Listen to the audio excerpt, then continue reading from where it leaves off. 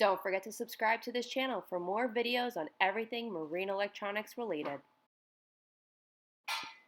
In this video, we'll show you how to replace the cable on your Raymarine Ray240 hand mic using one of our replacement cables built here at Max Marine Electronics. Raymarine no longer supports this radio, nor do they sell parts for it.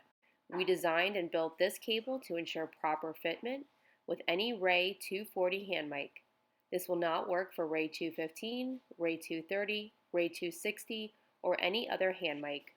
We do have the Ray215 hand mic cable available for purchase.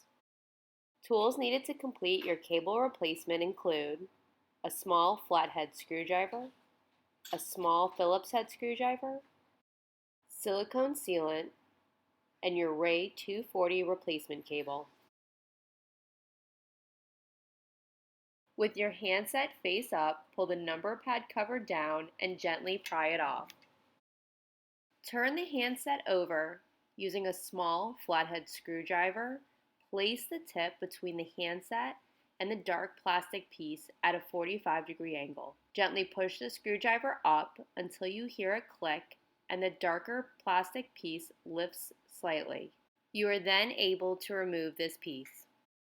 Using a small Phillips screwdriver, remove all 8 screws and set them aside. Carefully open the handset and locate the pin for the cable to be replaced toward the bottom of the circuit board. With your small flathead screwdriver, gently push between the pin and connector until the cable is free. Now that the front and back of the handset are separated, grab the base of the cable strain relief and twist it 90 degrees counterclockwise, and then pull down. Fold the connector slightly so it is parallel with the cable and pull it through the hole. Gently bend the connector of the Max Marine Ray240 cable and push the small white connector through the hole of the handset. Feed till the strain relief is in and twist clockwise to ensure placement. Add silicone sealant to the top of the strain relief on the inside to seal in place.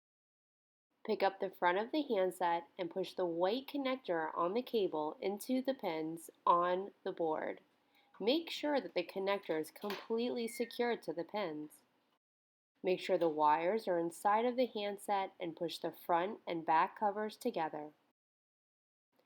Screw the handset closed with the 8 screws that were removed earlier.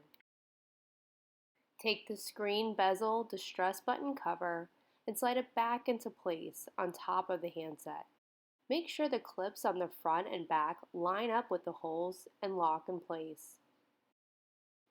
Take the number pad cover and slide it back up onto the handset until it clicks in place.